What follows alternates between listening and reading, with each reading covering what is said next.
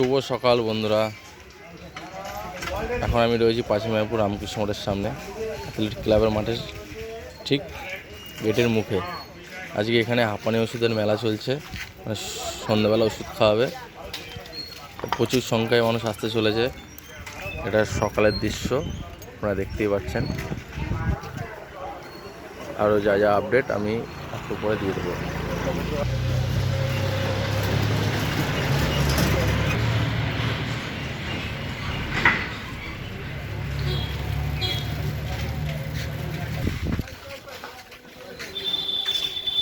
Ramakrishna mission Nabadwip পাঁচিমায়াপুর।